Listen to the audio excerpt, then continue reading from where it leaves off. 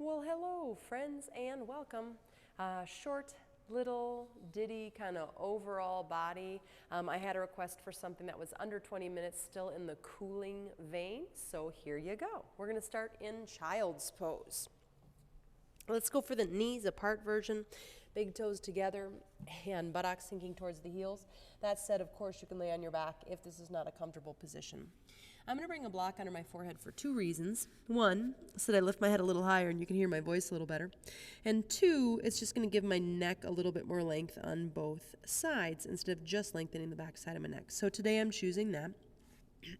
Feel free to go in whatever vein feels good in your body.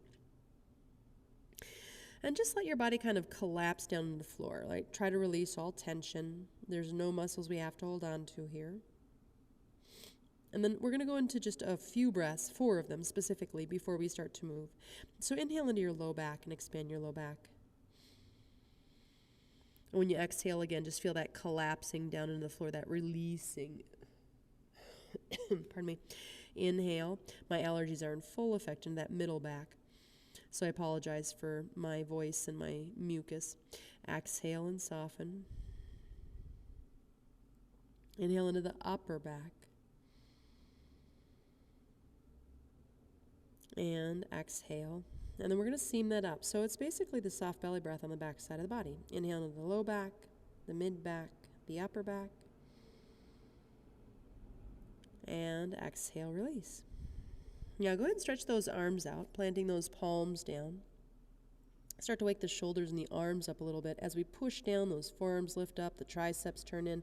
Nothing brand new here. Can you push a little forward with the hands, and does that help your buttocks move back, aka does your spine lengthen? And then go ahead and come on up to hands and knees. If you were working with a block, move it off to the side. We're going to move the knees in and the feet out so everything is back to hip distance, our usual tabletop position, right? And then turn the fingers in if that's available in your body. My hands are a little wider than my shoulders. And I'm going to start to circle, and I'm going to imagine that my upper back, so I'm bending my elbows to do it, but it's also that upper back kind of between the shoulder blades that moves down into cow and up into cat in the process of circling. Go ahead and go the other way. Let the head just kind of follow along with whatever motions are happening in the upper back, right? And then go ahead and turn the fingers forward, right? And we're going to move into that middle rib cage. So now bring it down to your xiphoid process, which is the bottom of the sternum, and imagine that the bottom of the sternum is doing the circling. I liken this one in particular to a jump rope, right? We've all seen that image of a jump rope being turned by one person on each side. Go ahead and go the other way, and that middle area of the rope kind of loops into this big circle. Imagine your spine is doing that. And then come back to center, and this time it's the tailbone. Let the tailbone start to do the circling. And, you know, I'm pretty steady in the other parts of my spine. They're moving a little bit, but I'm really trying to isolate it more down in my sacrum and low back area. Go the other direction. And then come back to center. We're going to go ahead and we're going to curl the right toes under, not lift, but straighten the right leg behind you and just rock a couple of times just to start to wake up the back of that leg and the ankle, the toes, the sole of the foot. Bring that down, and same thing on the other side. So again, my toes are on the earth, and I'm just rocking in and out a couple of times, just trying to wake the back of that left ankle, foot, and leg up a little bit. Bring that down. And then from there, we're going to go ahead and we're going to bring our hip down on the ground, right or left, whichever one works, so that you're facing the device on the long edge of the mat.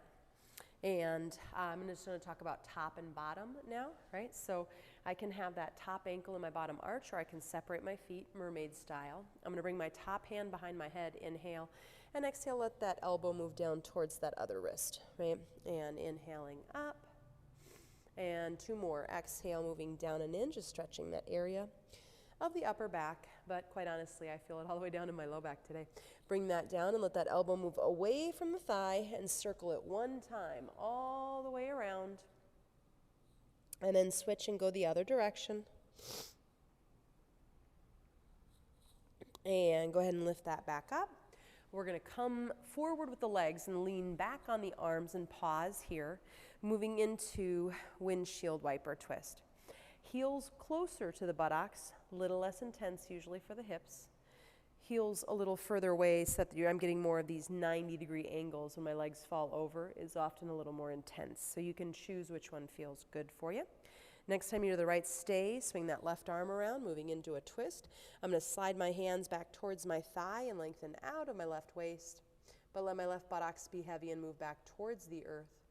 Take a full breath here, and then reach the hand back behind you, left hand. Come up, legs move over. I swing my right arm all the way around and move into a gentle twist.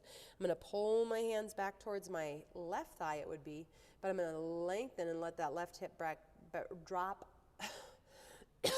pardon me, right hip back down towards the ground. Inhale. I need to put a lozenge back in. I'm in that dry throat phase.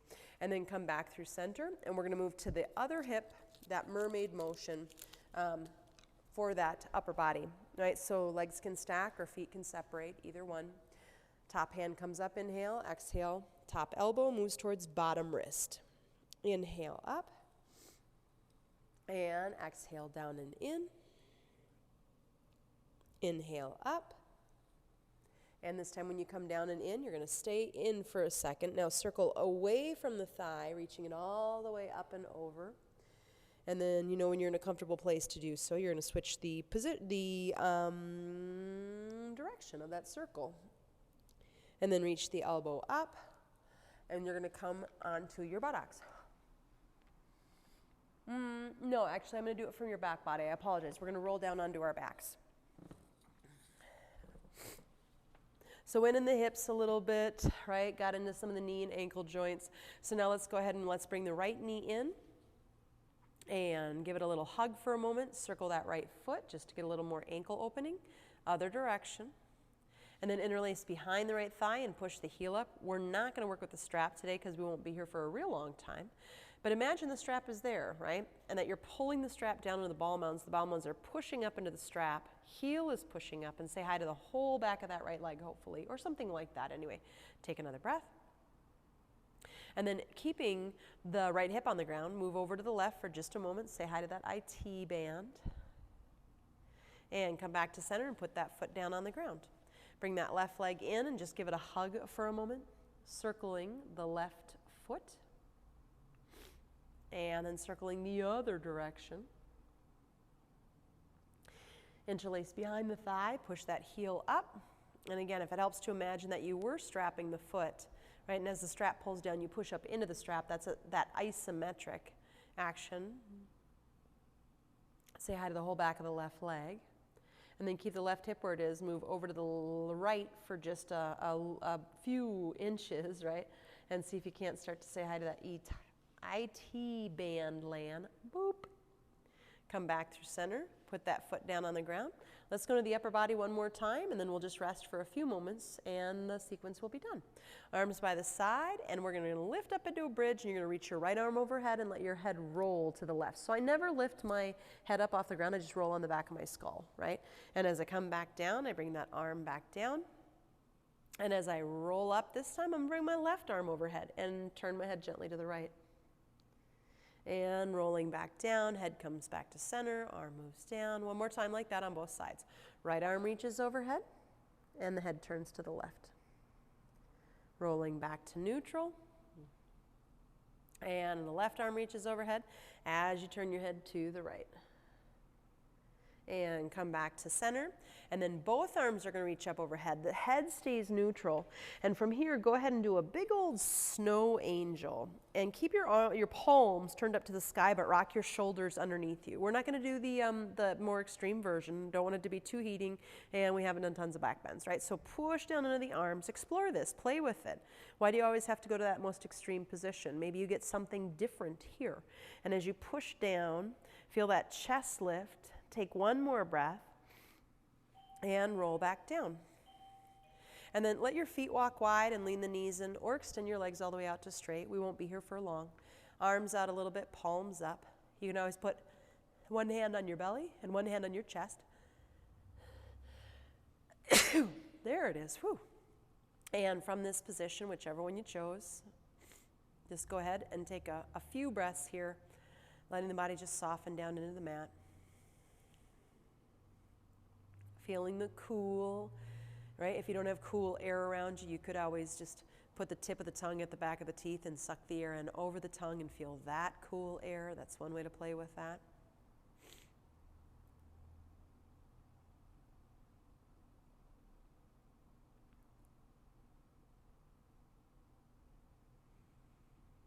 About 2 to 3 more breaths.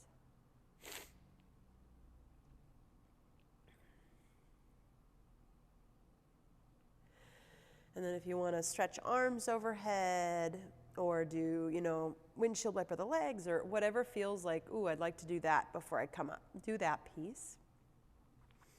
And then roll to one side and push the ground away and come on up, seated or kneeling or some upright posture, sitting on a chair.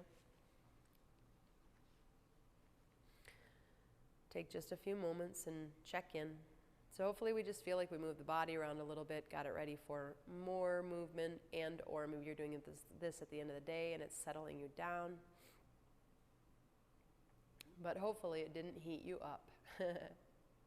Bring those hands together in front of the chest, inhale. And exhale, bow the head in towards the heart, taking just a moment of gratitude. Namaste, friends. May you be well and may you stay cool.